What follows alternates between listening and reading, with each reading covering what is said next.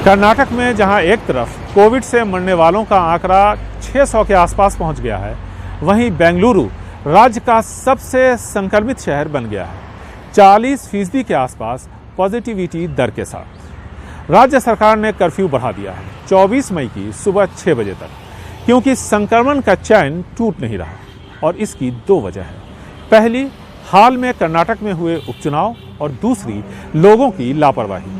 न चाहते हुए भी पुलिस को लाठी चलानी पड़ रही है, क्योंकि लोग बेवजह कर्फ्यू के वक्त भी सड़कों पर घूमते रहते हैं। 10 मई से बेंगलुरु में ज़रूरी सामान लेने के लिए भी वाहनों के इस्तेमाल पर रोक लगा दी गई है। सुबह 6 बजे से सुबह 10 बजे तक यानी 4 घंटे ज़रूरी सामान खरीदे जा सकेंगे। हालांकि ट्रेन और विमान चलेंगे, बसों और मेट्रो पर रोक होगी। राज्य के अंदर एक जगह से दूसरी जगह इमरजेंसी में जाने की इजाज़त होगी, और ऐसे हालात में दूसरे राज्यों में भी। एक तरफ जहां संक्रमण कर्नाटक में बेकाबू है, वहीं दूसरी तरफ संक्रमित मरीज और उनके परिवार वाले कालाबाजारी का शिकार हो रहे हैं। कालाबाजारी बेड्स की हो रही है, ऑक्सीजन की हो रही है, और रेमडेसिविर दवा की तरह दूसरी दवाओं की भी, जो कोरोना में जीवन रक्षक साबित हो सकते हैं, जैसे बेरिसिटिनिब 4 mg, टोसिलिजुमैब और इस जैसी दूसरी दवाएं। अस्पतालों में डॉक्टर मरीजों के तीमारदारों को बाहर पर्ची थमा देते हैं। ये दवाएं फार्मेसी में नहीं मिलती, और फिर वहीं आसपास खड़े घपलेबाज अपने चंगुल में मरीजों को ले लेते हैं। सवाल जिंदगी और मौत के बीच झूल रहे अपनों का होता है। ऐसे में 10,000 की दवा 40,000 में और 40,000 रुपए की 1.25 लाख रुपए तक बिक रही है। अब तक पुलिस ने 10 लोगों को गिरफ्तार भी किया है। सवाल ये भी उठ रहा है कि जो दवा किसी मरीज के लिए मंगवाई जा रही है, उसे वो मिल रही है या किसी और को।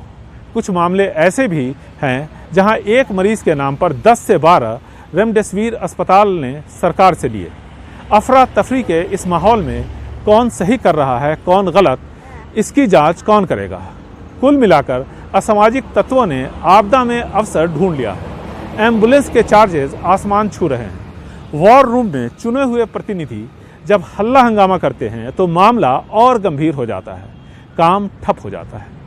एक वॉर रूम में तब हंगामा खड़ा हो गया जब बीजेपी सांसद तेजस्वी सूर्या 3 विधायकों के साथ एक वॉर रूम में गए और 212 बहालियों में 17 मुस्लिम धर्म के लोगों की बहाली क्यों हुई, इस पर हंगामा किया। अब यह मामला अदालत पहुंचने वाला है। कमोबेश यहाँ ऑक्सीजन की किल्लत दूसरे राज्यों की तरह नहीं है, लेकिन कई बार तालमेल की कमी की वजह से वक्त पर ऑक्सीजन अस्पताल नहीं पहुंचता। ऐसे में चामराजनगर की तरह के हालात पैदा हो जाते हैं, जहां ऑक्सीजन की कमी से 24 लोगों की जानें गई थी। राज्य के छोटे अस्पतालों में ऑक्सीजन सिलेंडर का इस्तेमाल होता है। अब सिलेंडर मिल नहीं रहे, तो छोटे अस्पतालों में भर्ती मरीजों को परेशानियों का सामना करना पड़ रहा है, क्योंकि छोटे अस्पतालों की संख्या ज्यादा है। कुल मिलाकर आज कर्नाटक में मरीज जितना परेशान कोरोना से हैं, उतना ही बेड्स, दवा और ऑक्सीजन की काला बाजारी से। बेंगलुरु से निहाल खिदवई, NDTV इंडिया।